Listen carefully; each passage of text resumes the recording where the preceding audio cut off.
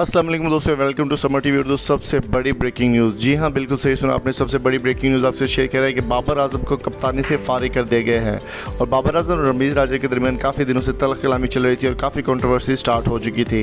बाबर आजम को रमीज़ राजा की इंतकामी कार्रवाई का सामना करना पड़ गया। रमीज़ राजा के बिहेवियर की वजह से बाबर आजम के साथ उनकी पहले भी नहीं बनती थी और आज वो उनके इंतकाम का शिकार हो गए। रमीज़ राजा ने बाबर आजम के लिए खुद से बड़ा पैगाम दिया था, जिसमें उन्होंने कहा था कि बाबर आजम को टीम में नहीं रहने दूंगा और बाबर आजम के साथ कोई ना कोई इंतकामी कार्रवाई ज़रूर की जाएगी। कप्तानी के लिए सबसे बेस्ट नाम जो चुना गया था वो मोहम्मद रिजवान का था और आज वही हुआ जिसका लोगों को इंतज़ार था। मोहम्मद रिजवान को कप्तान बना दिया गया है। दोस्तों, वीडियो की आगे डिटेल में जाने से पहले मेरी आपसे रिक्वेस्ट है कि जल्दी से चैनल को सब्सक्राइब करके बेल आइकन को प्रेस कर दें और वीडियो को लाइक करना मत भूलिएगा। हमारे यूट्यूब चैनल को सब्सक्राइब करें और वीडियो को शेयर भी करें।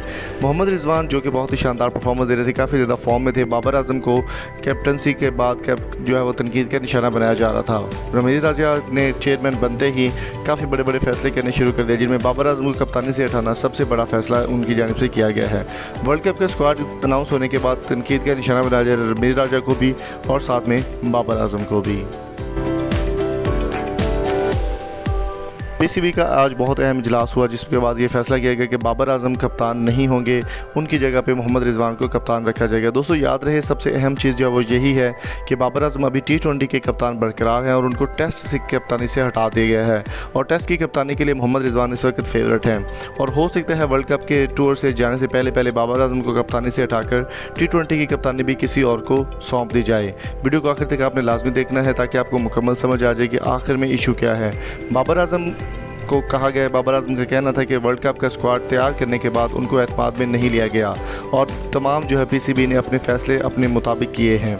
और बाबर आजम जो कि काफ़ी ज़्यादा पैशनफुल रहते हैं अपने मैच के लिए, उनका कहना था कि शर्जील खान को ज़रूर शामिल किया जाए, क्योंकि शर्जील खान ने उनके साथ PSL सीज़न 5 और 6 के अंदर कराची किंग्स की जानिब से ओपनिंग की थी और शर्जील खान इस वक्त बहुत अच्छे ज़्यादा फॉर्म में जा रहे थे, लेकिन उनको शामिल ना करना, इसकी वजह से बाबर आजम और रमीज़ राजा के दरमियान तल्ख कलामी चल रही थी। शर्जील खान के अलावा मोहम्मद आमिर की भी डिमांड भी बढ़ गई है, लेकिन क्या करें, पीसीबी अपनी मर्ज़ी का मालिक है और बाबर आजम की शर्जील खान के अलावा और किसी से नहीं बनती।